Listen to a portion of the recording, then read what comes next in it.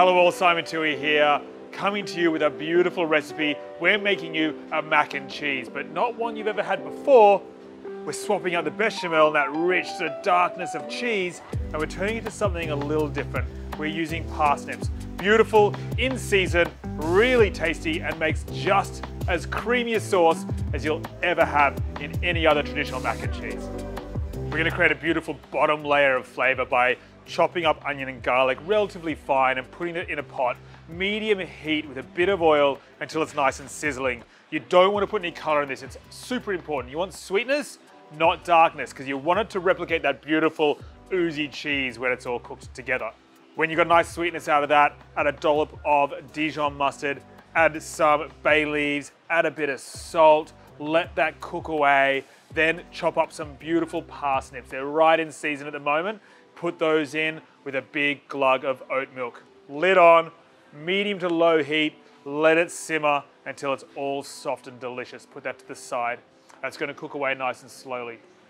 Get our pasta. You want to have the macaroni style pasta, but really anything small and circular will do. We didn't use macaroni this time. It's just what you have on hand.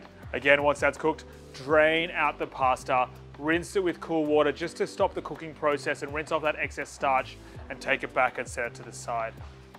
At this stage, I reckon your parsnips are all already soft, ready to be blitzed up. Add a good couple of tablespoons of nutritional yeast flakes. That's this beautiful cheesiness that you're going to get, that funk that you get from beautiful plant-based cooking. Nutritional yeast flakes, heavenly, love it, love it, love it, love it. Put it into a blender and blitz until it's super smooth. You know, silky, silky smooth. As if you're making that bechamel with, you know, your butter and your flour, and then you're adding your milk and creating nice, and adding cheese. Imagine that. Just transfer it across. But this has a whole lot of new flavor to it, and it is super delicious as well. Once you put that in the pot and it's nice and smooth, grab your feta.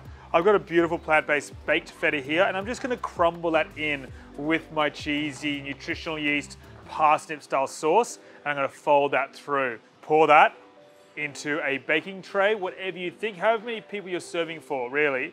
Put that in there, pack it nice and tight, and then grab a crumble on the side. Now I have a beautiful crumble using old style bread. I've got some parsley in there, there's some garlic in there, there's some chili flakes in there, there's some nutritional yeast flakes in there, whatever you can find, and that's just toasted off in a little bit of oil until nice and crunchy and crumbly. Put your mac and cheese with a little crumble on top in the oven, get that about 180, get it nice and golden brown on top and piping hot in the middle as well.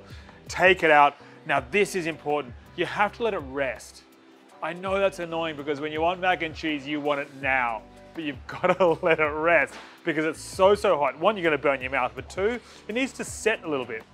Once your mac and cheese is rested, take a beautiful big serving and put it on your plate. Then I have a beautiful acidic salad on the side. And the reason for this is because it's rich. It's super rich, it's super creamy. You know, it's got big hits of feta. It's got that wonderful creaminess from the parsnip. What you need something is to cut through that richness.